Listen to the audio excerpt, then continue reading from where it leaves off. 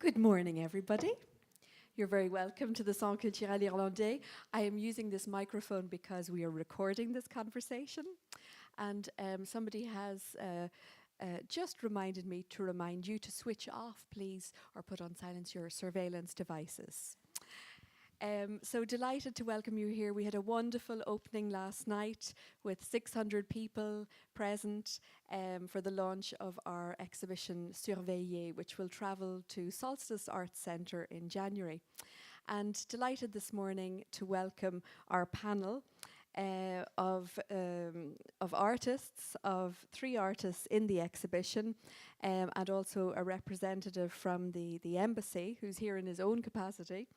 And the conversation will be chaired by Dakota Root. So I'll hand over directly to Dakota, who will introduce the speakers. Thank you.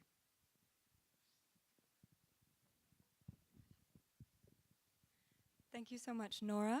Yes, as she mentioned, my name is Dakota Root. I'm a doctoral student at ENS, focusing on digital identity. And we're here today as part of a conversation on state surveillance, a necessary evil. Our discussion will use the artist's work to highlight central issues that define modern surveillance, such as the privacy-security trade-off, a balance between surveillance and public safety, and power imbalances between the watcher and the watched. I think we're all here today because we have an interest in 2 specific questions. How do practices of surveillance affect us? And how can we empower law enforcement to keep us safe while also maintaining privacy? Surveillance can feel like an inescapable part of everyday life, yet traditional surveillance power dynamics can be reversed, and art, as exhibited here in the exposition on surveillance, reimagines ways of using surveillance, pushing back against what we assume about how surveillance works, who's watching, who's following, and who's followed. Now, this won't be a one-sided debate today, painting surveillance as bad. We aim to show the real threats that law enforcement battles every day. And before I provide an introduction to the terrain of modern surveillance, I'd like to do an introduction of the panelists today, the artist, as well as the perspective on security. So joining us first is Colin Martin, an artist working in painting and film. He is concerned with the relationship between film and space, representing worlds we move through physically or virtually, and the blurring boundaries between the real and the virtual. His paintings exhibited here, Facebook and Neural Lace, consider the implications of modern-day surveillance and artificial intelligence technology, taking inspiration from the work of real companies. Facebook shows the glossy image of Facebook's internal workings, while Neural Lace is based on innovator Elon Musk's Neuralink project, a medical research company that aims to merge the human brain with smart computer technology. Mick Moran is the police attaché of the Irish Embassy. He brings 28 years of policing experience with a particular focus in cybercrime to the discussion today. He is also the most senior Irish police officer to serve at Interpol, and he's providing a much-needed perspective on the criminal dangers that surveillance aims to unearth. With us also is Irina Gheorge, an artist who works with performance, drawing, and video installation to address the tensions when we attempt to talk about things beyond our possibilities of observation. Her exhibited work, entitled John, You Like Her, Don't You?, uses the notebooks of a Romanian teenager in the 1980s, carrying out a detailed investigation on classmates. It is a fascinating look at how the attentive observation of subjects requires secrecy, and it emphasizes the imbalance of power and surveillance, and also points out the incongruity of modern social networking, which normalizes the idea of following people to learn about their private lives. Joining us today is also Declan Clarke, an artist working in painting and film. He is concerned with the relationship between film and space. He is an artist working predominantly in the medium of film, using themes of modernity, conflict, and the human stories behind major upheavals in the 20th century history. He blends real and fictional stories with personal perspectives to tell complex historical narratives. His work here, Wreckage in May, is the last of a trilogy of films produced between 2013 and 2015, concerned with the impact of industrialization and modernization in Europe. It is a reversal of modern surveillance, evoking Cold War-era espionage, where each mark must be followed in person. Clarke utilizes the thriller genre to examine the role of both women and impressionist painters in the Paris Commune, a radical socialist and revolutionary government that ruled Paris for a short period in 1871. I want to thank you all for being a part of this conversation today, and for the exhibition of your works, which are really exhibiting some of the issues of surveillance.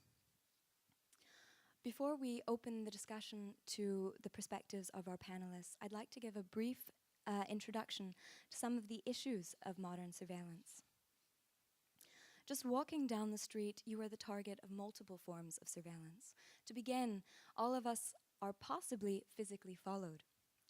Cameras capture you on video, GPS applications can pinpoint your location, even credit cards you carry contain radio frequency identification technology that identifies the owner from 750 feet away. This is before passing through any security checkpoints that may use X-rays or heat sensing devices or millimeter wave detectors. There is a new frontier of surveillance, transaction surveillance, which uses data collection to find behavioral patterns. Transaction surveillance means that a long list of your information is collected, including email metadata, possibly content, phone records, credit card records, education records, felony records.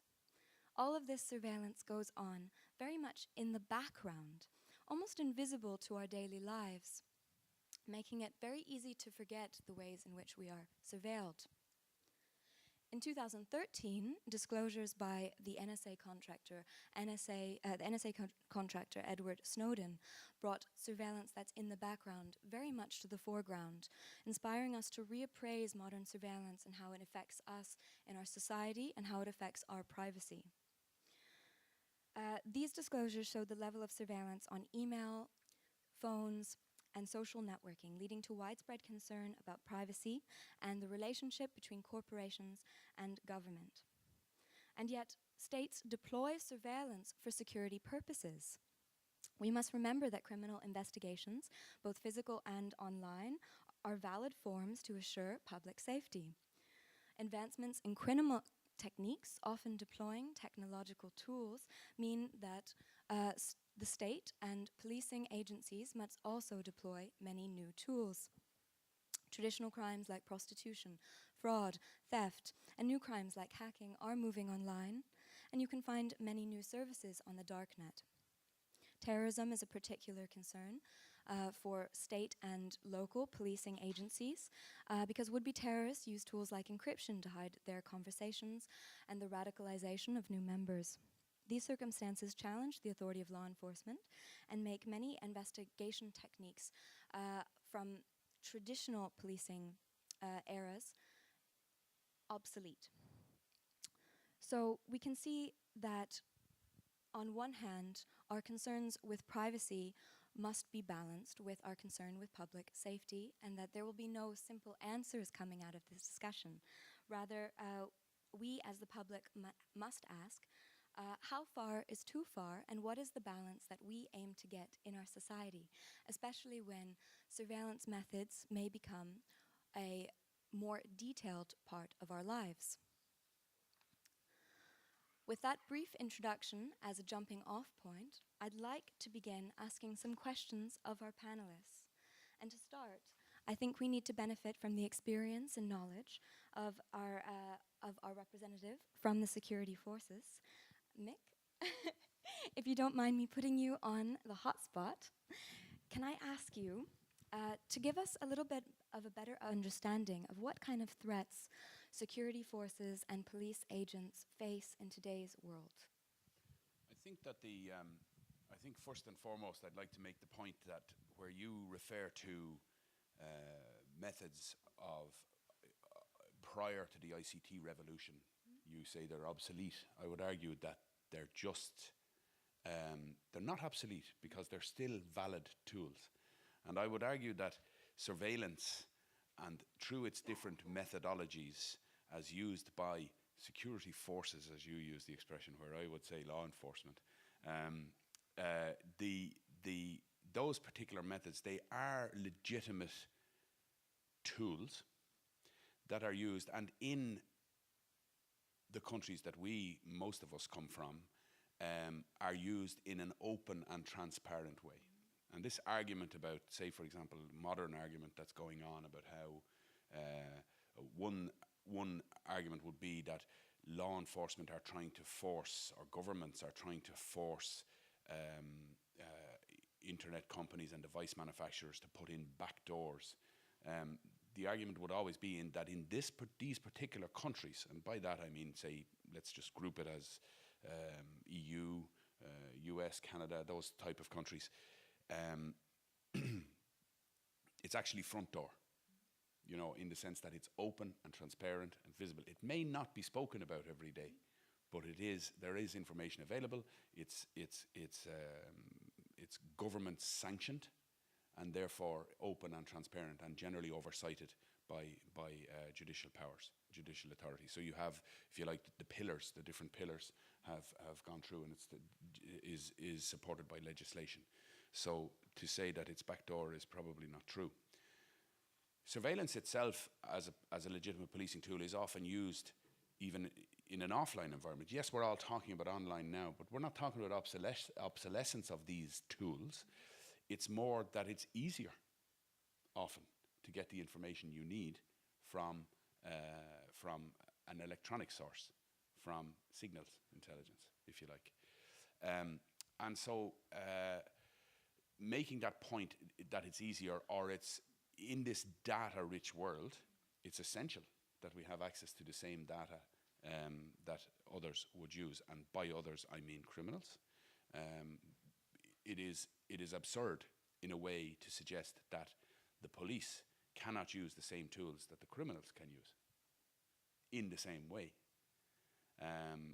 The availability of this closed-circuit television material, for example, in the aftermath of a crime, can often solve the crime instantly. Not only can it solve the crime instantly, but it can also allow you to set aside people who may have been suspects. It can prove alibis. Somebody says they were in such and such a place at such and such a time. Well, perhaps data that's collectible from their use of ICT can confirm that alibi. We've seen that time and time again in murder investigations, etc., etc. So the reality about surveillance is that as a law enforcement tool, and I'm making this point very clear, as a law enforcement tool, it is usable in every type of crime, from the most serious or egregious to simple crimes. But again, it has to be used, and is used, in my experience, in a proportionate manner.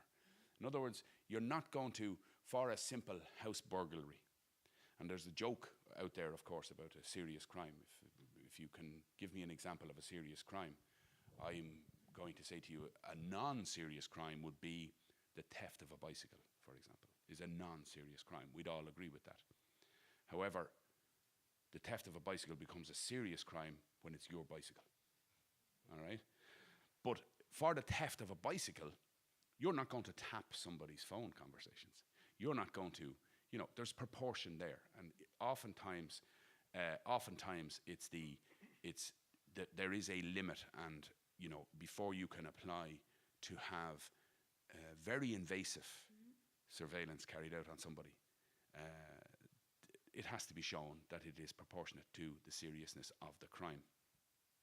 And just a final point I will make is that, unfortunately, law enforcement, which should be around because it is law enforcement rather than security force, it is law enforcement. And we've moved away in the West, we've moved away from law enforcement being a force, and using that word force, to being a service. Right? Now that's not just publicity boomph. That is actually the fact. We're moving more and more, even here in France, we see community policing coming back now with a vengeance. We have the concept of community policing in Ireland and England and the States, where police chiefs are voted in. You have community policing to that extent. So the idea of using surveillance of any description is a legitimate policing tool to enforce laws that are put in place by Parliament, And that argument is fine. Unfortunately, when you raise higher up and you're into state security, espionage, intellectual property, what do they call it, industrial espionage as well. When you get to that level, unfortunately, the government will be accused, and the Edward Snowden revelations are a good example of it, is that the government are hoovering up all this information, and they're collecting it in order to surveil even citizens of their own countries. Unfortunately, law enforcement, whose remit is public safety, get sucked into that vortex of debate, and I would argue that it's not the same. So, thank you so much Okay. for that contribution. I think that you brought up a very good point there, which is that the old methods of surveillance are not becoming obsolete, that police are still using physical surveillance. For instance, I believe in cases of domestic violence, as we spoke about earlier. yeah, I mean, you know, if you say to me surveillance, my own personal experience of surveillance is this idea of, say, hiding and watching drug deals taking place, for example. That would be basic, everyday surveillance that police do on a regular basis. I use the example of domestic violence because we have a very active, say, a woman who has been beaten by her husband, or it could be a husband beaten by her wife, by his wife, or vice versa, but you have a relationship breakdown in progress. One partner has taken a barring order against the other partner. There's a fear, or there's reason to believe that the other partner is coming back to the location where the victim partner is, and it would be a perfectly legitimate and normal thing for the police to carry out some sort of discreet surveillance on that location to try and catch this person in flagrante, and obviously strengthening your case against that person in a court of law. So that's a very legitimate form of surveillance.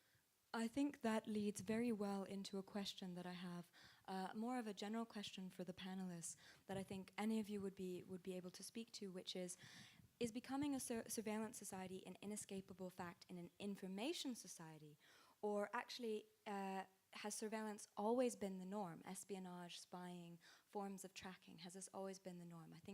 I think this was a question that came up in my mind, particularly as I watched your film Wreckage in May, which follows a woman is followed by an espionage agent. This idea that surveillance tools may be changing, but surveillance practices have always been there. I think quite simply that this idea of tools and practice, that it doesn't matter how sophisticated your weapons are, ultimately it's a means to an end. So if you club someone to death with an animal jawbone and they die, that isn't really any different from poisoning them using chemical poison or shooting them with a high-power rifle from long distance. The end result is the same. So you use the tools at hand for the desired effect. And as Mick was saying, clubbing someone to death is never going to go out of fashion because it's a very effective and immediate means of bringing about an end. Well, it is. So I think a lot of the things that discussions we have around surveillance now tend to be around new, recently developed technology.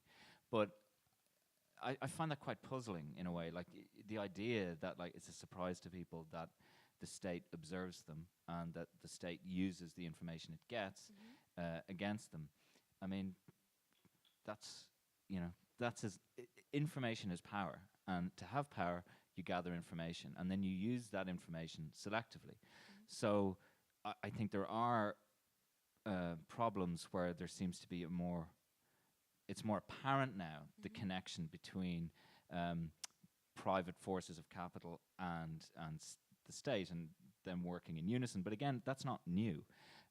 It's just new opportunities have emerged.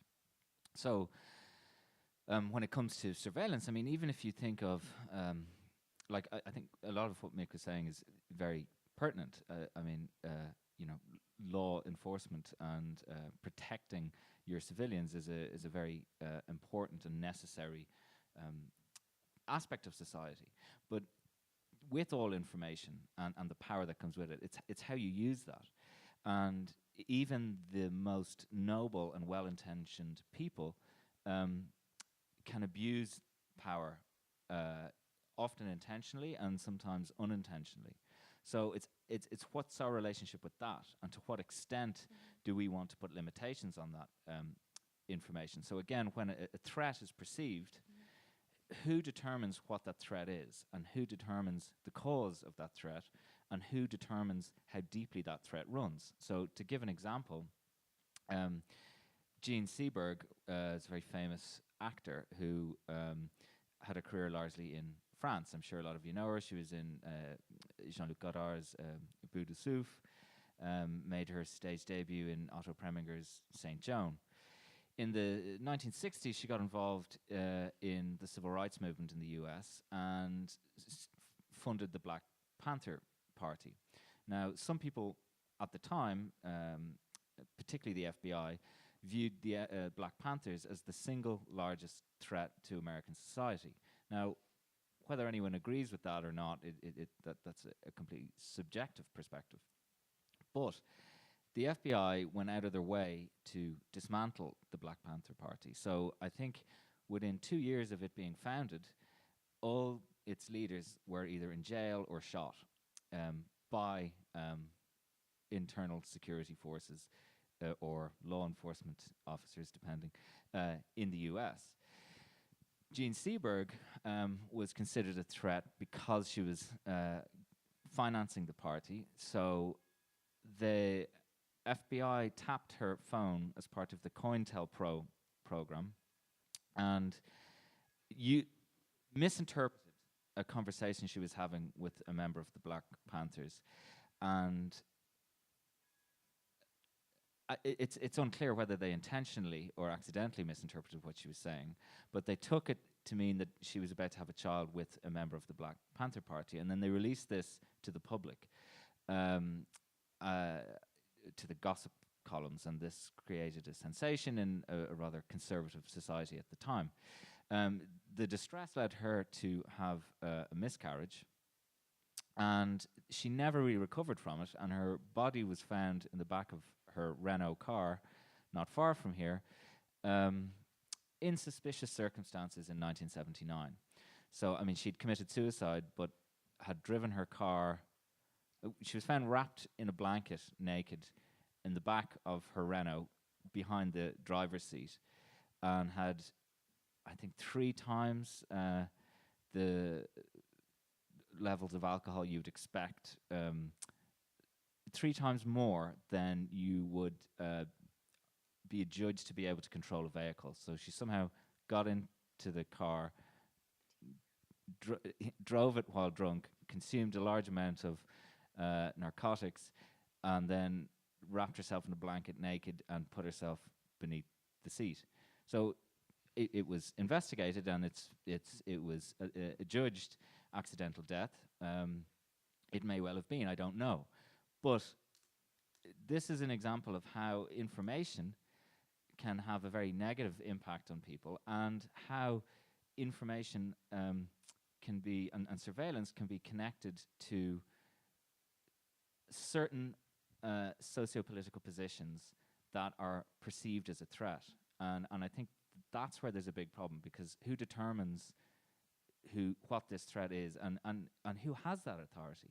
I mean, a lot of the time when I'm reading, sorry, I'm going to just come to finish now, but a lot of the time when I'm reading contemporary news items about what the threats to our society are, I frankly don't really respect the authority of the news media to tell me that this is a threat, because I don't find they're oftentimes sufficiently informed to be able to give a correct assessment of that. Secondly, I think there's a problem then with, I mean, that goes right across the board. So in the same way that a state can perceive something as a threat that one could very convincingly argue is not a threat. So then who decides what information should be gathered with regard to that potential or perceived threat, and who gets to control that information? So for me, that is the big question. But it's an old question, like Mick was saying. Ultimately, information. You get information and you use it, and that's often where the problems begin. The argument would be that you can never have enough information, right? That, as you say, using it selectively to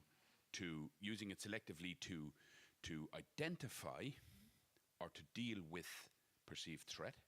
Okay, and I'm using perceived specifically after what you've just said, perceived threat. You can never have enough information to therefore use it selectively against this perceived threat. I think an interesting way of looking at that question of how can you ever have enough information actually leads us to your project as well, which is the idea of the surveillance project that goes on in the notebooks, where classmates become the object of surveillance, and it immediately made me think, and of course I might be wrong, about how the obsessive and detailed observation that the Romanian teenagers use to follow and to record the information of their classmates in some ways has become more normal now. But then is that normal now, or those surveillance practices have always been normal, to follow people, to listen to what they say and to use it? And I think one thing that's really interesting is in relation to your project, you mentioned how some of the information turned into playful threats. So in a way, finding out things about a classmate can become a way of like in the case you discussed, it can be a way of threatening someone or of getting something you want from them. Can you tell us maybe a little bit more about this project and maybe how you think the surveillance practices then maybe compare to now the way we use internet sources? Well, for us, can you hear me? Yeah, for us, we one thing that was important was that we never had enough information. That was clear. It was actually me and a colleague doing the project, so it's not like a few people asked me if I found the notebooks, but no, it was actually myself and the colleague doing it from 1992 to 1994. And it wasn't classmates, it was older boys from school, because we were in this school where you could be from 5th to 12th grade, so we were the youngest in the school, so we were 12. And the oldest kids in the school were 17, 18, and those were the ones that we were following. And for us, it had the ambition of a project. Obviously not an art project, but it had the ambition of a project. There were 100 cases that you can see on the wall, and I think that was important, because I don't quite remember why we chose 100, but that was very important. And Project law enforcement could admire for that young age, I think. we got a lot of information in the end, because we didn't have as extensive information on all the subjects, but we had information on many of them. And for us, as I was telling you before, it was much more a game of power than a game of seduction, if you wish. Like, of course, it was girls chasing boys ultimately, but it wasn't that we wanted to get anything out of it. It was just we were aware of the power of that information that we could use. Like, one of the things I found in one of the other notebooks, which is not exhibited here, is this moment that I was telling you about yesterday, when we meet this guy and we wanted to take a picture of him, and he said, "Wait, don't take pictures of me," and he wanted to run away, and we said, no, you have to take a picture with us, because otherwise we'll call your mom and tell her that you wanted to steal our camera. And he's like, "What? You can't call my mom. What are you talking about? You're not, like, you can't do that." It's like, "No, yes we can," and we're gonna tell him exactly that what we said, that you're gonna steal our camera. And he said, you don't know my mom." He's like, no, we know where you live, and for example, if you don't believe us, we can tell you just one thing to make you believe us. Your car. Do you think you know the color of your car? He's like, what? He's like, this is the color of your car. Do you think we know the number of your car? The plate of your car? And he was like, I was like, this is the plate of your car. So we know much more than you think. We're not going to say anymore. This is all we're going to say. We're not going to say everything we know, but but yeah, this is. Were you popular with your subjects, or did they hold you in a great As deal you of fear? can see in the other conversation, that's the telephone conversation we had with another subject on this side of the wall outside. We were not very popular, no. Like it certainly did not create a game of love. It created a game of threat, which they didn't really like. But no, to answer your question, I don't think that the difference between now and then is that big. Like in the same way that Declan was saying, I think it really depends on the technology that's available at the time. And looking back, I thought that actually my first thought was that more things were available than they were now, because you could enter buildings, now you can't enter buildings. You could see the names of people living in a building, now you can't see that because that's private. So there was a lot of information. You could get a telephone number much easier, whereas now you won't get a mobile number. So there were things which were available to us then, which were not wouldn't be available to kids now. But for us, it was all a matter of playing around what was available and just enhancing that a little bit to get that power. And I think what's interesting, as you're speaking, I'm thinking to myself, sure, if she just waited 2 years, she'd get it all off Facebook, where this guy would put all that information on himself.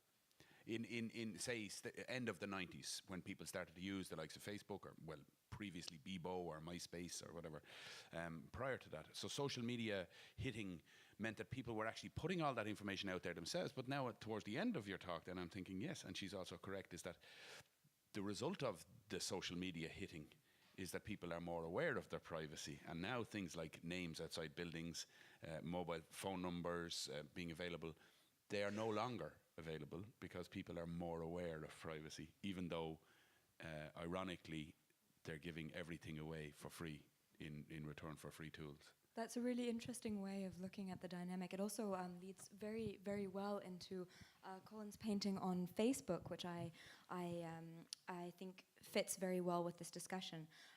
Your painting really highlights the tension beneath, I think, the glossy exterior of tech companies. It represents the sort of welcome table filled with coffee and pastries of Facebook's headquarters in Dublin.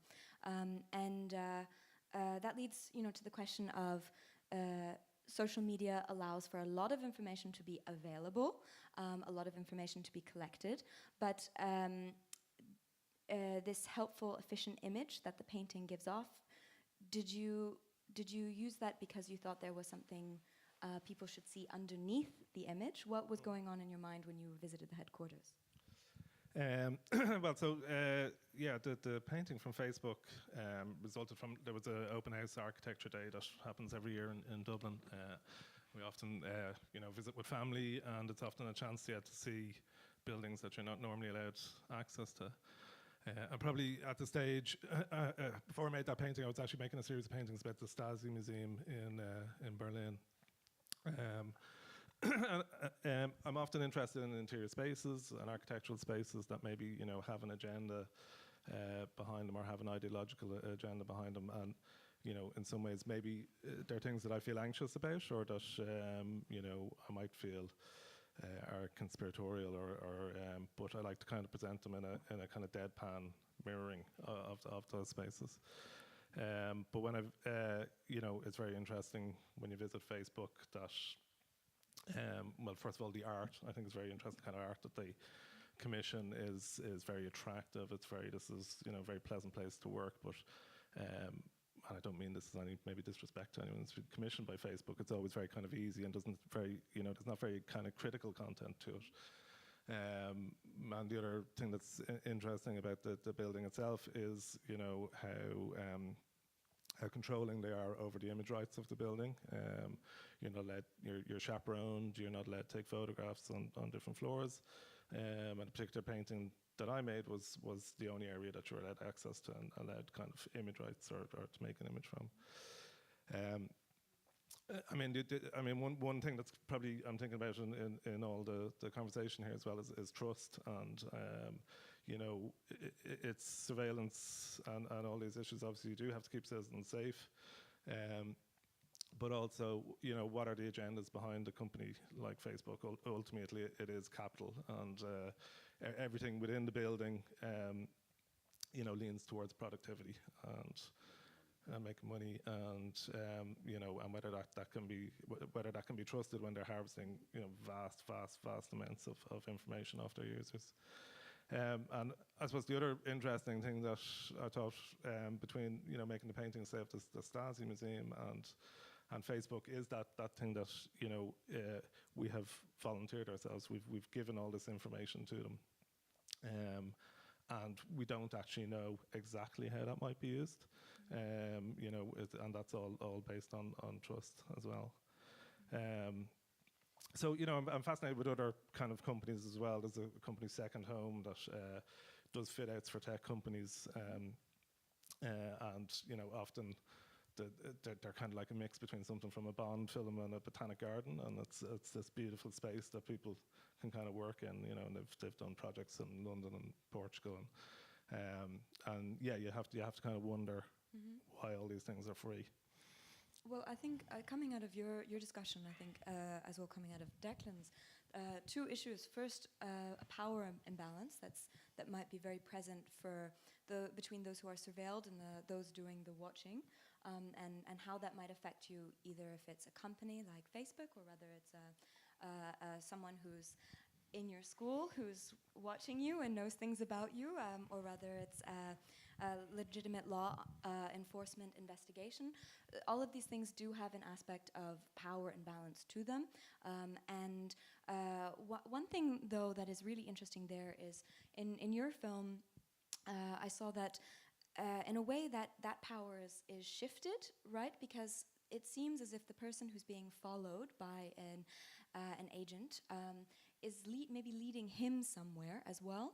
And it made me think about rather there are ways to change those power dynamics now. I'm not sure if anyone has thoughts about this, whether we should change those power dynamics, whether we surveilled have the ability to reverse the direction of the watching.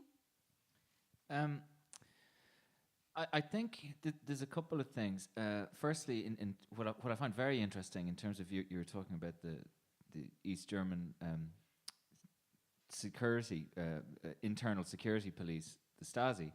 And what I find very interesting about the Stasi is that for 25 years or 20 odd years, all we heard about East Germany was the Stasi, and that this, was a completely policed state, that people had no privacy, and that we were constantly told of how many files they had made public. Now, what no one ever talked about was the fact that when Germany became unified, if you're going to, so East Germany and West Germany ceased to exist, and if you're going to release the security data that had been collated by the East German Secret Service, then if the country is truly unified and is a truly new country, then you have to also release the files collected by the West German internal security, which they didn't. So, for example, I have a friend who fled over the wall from east to west, and then when the wall came down, they went back and checked their file, and they were rather disappointed that they had a very small file that purely noted that they were that they had gone. There was no file before they fled, and the file began after they fled, and there wasn't much information in it until they were seen to be openly consorting with known West German security agents, which were her friends. Now, she didn't know they were working for West German security, so that's when the East Germans started to spy on her, because they thought, okay, she's gone west and is clearly consorting with West German spies. What actually happened was she was befriended by West German spies who were trying to pump her for information.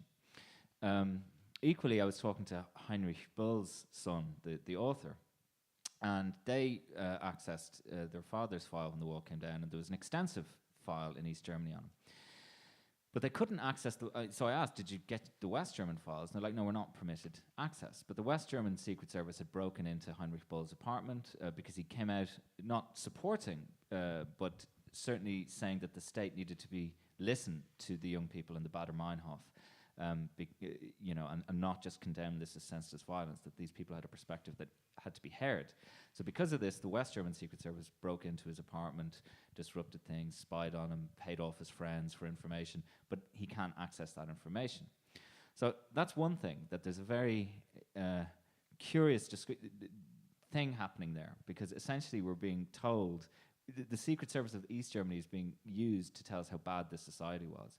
But there's a very obvious dishonesty because the West German state used the same operational methods, and they're still hidden. But what's very interesting is that now, because of things like Facebook and the widespread dissemination of information, the narrative about East Germany is kind of being shifted, because if you have this conversation about information, then it's like, well, that means we're in a police state. So it's very, very interesting that in the last 5 to 10 years, that discussion has changed. So a lot of these discussions are controlled. So it's all about how we talk about things and what we're talking about.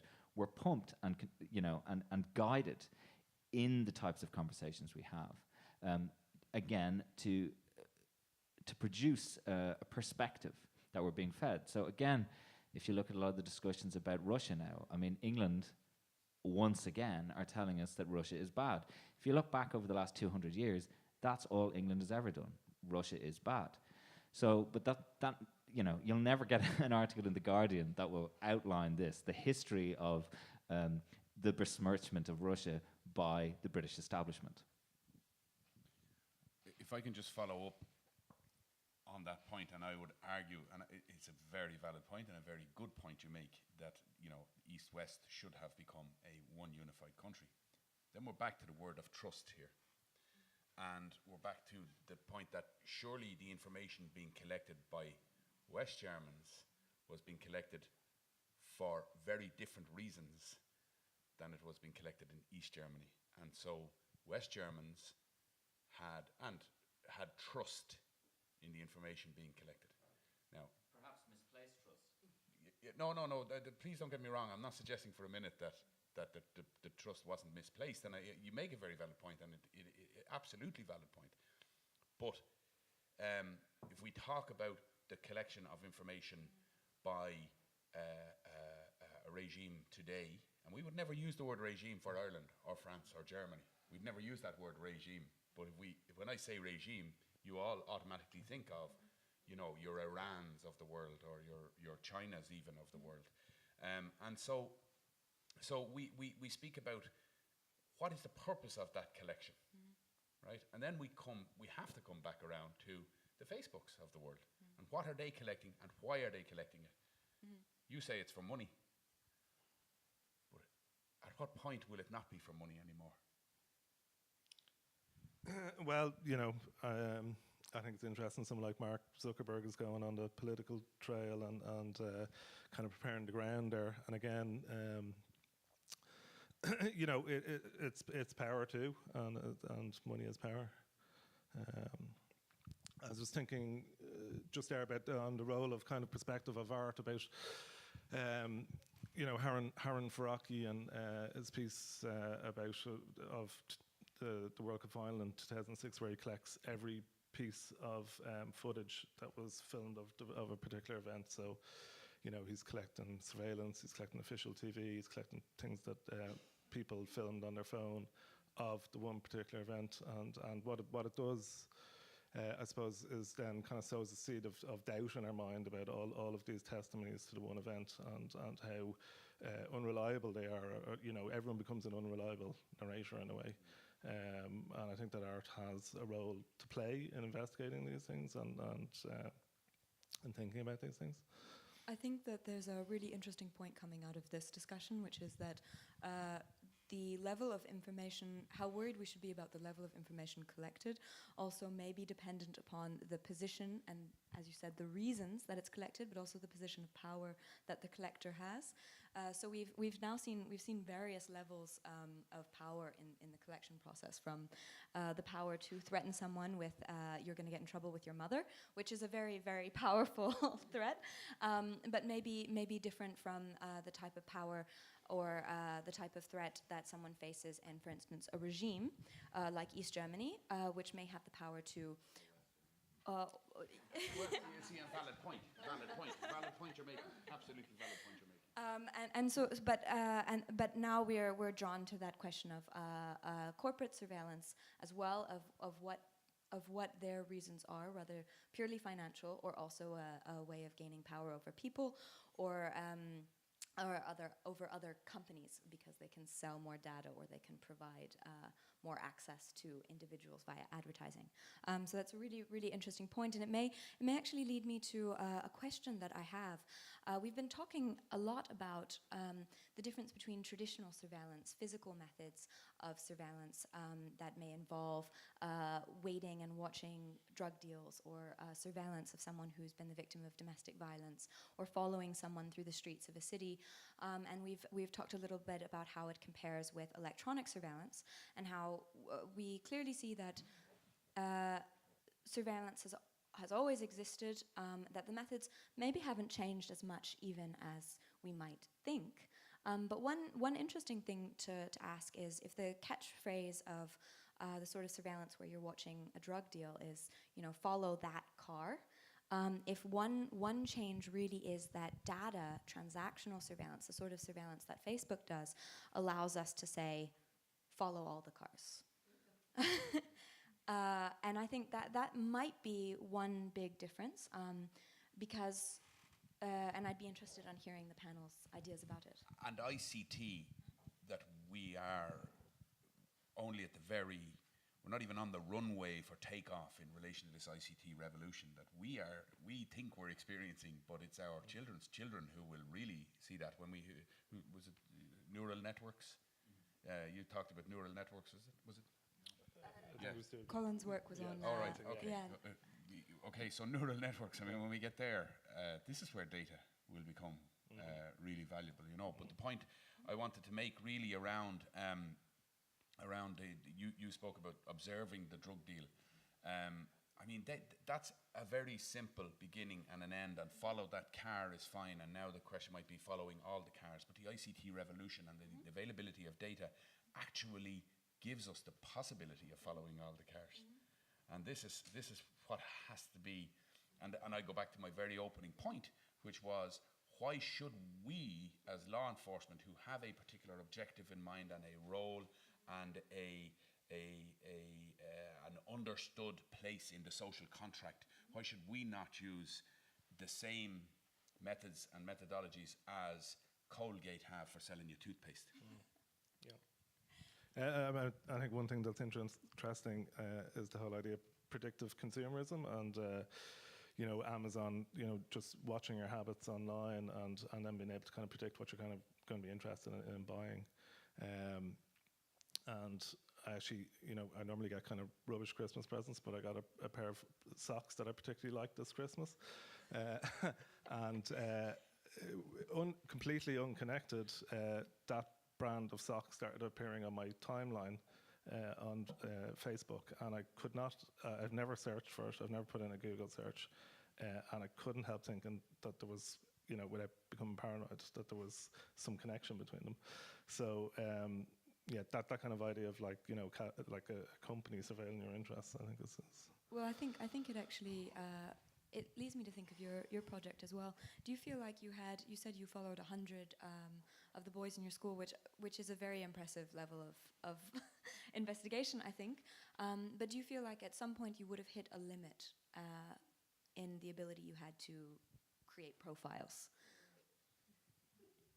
I think actually for us the limit was age, because it was really like by the age of 14 it didn't really make sense, because the difference was too small.